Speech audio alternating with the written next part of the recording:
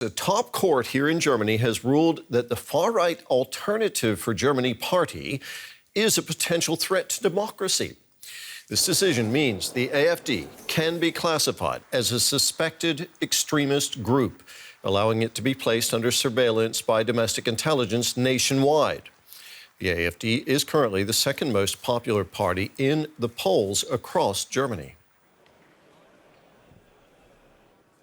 Let's cross straight over to our political correspondent, Simon Young, who's been following the court ruling for us in Münster in Western Germany. Simon, tell us more about this verdict. What does suspected right-wing extremist mean?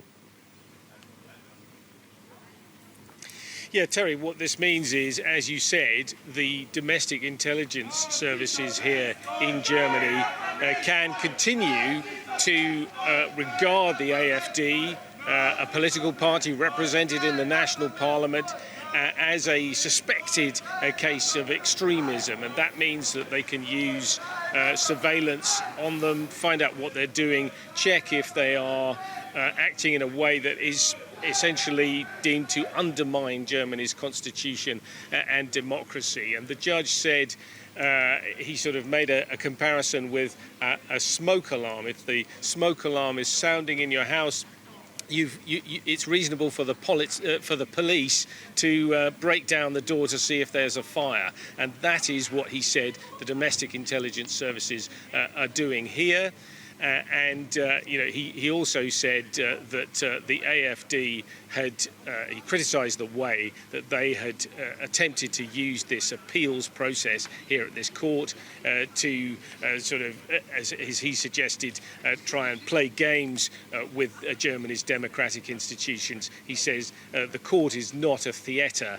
This is a very serious matter, as you said, he's confirmed decisions of previous courts and said that the AfD should be regarded with suspicion. Now, the AfD is doing very well in the polls in Germany. It's currently the second most popular party in the whole country. How could this impact the AfD party, Simon? Yeah, well, this comes at an important moment for German politics. We've got European elections coming up in just a few weeks. The AfD is hoping to do well there. And we've also got important state elections in 3 East German states later in the year, where currently the AfD is riding around 30% in the polls, so its support is very high.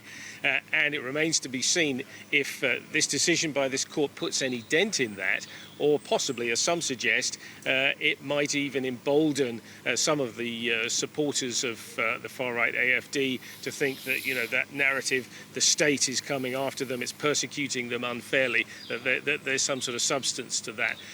What we've seen is, over recent weeks and months, the AfD embroiled in scandal after scandal, links to spying from Russia and China, stories about secret meetings to discuss the repatriation of millions of migrants, and many other things, connections to the far right.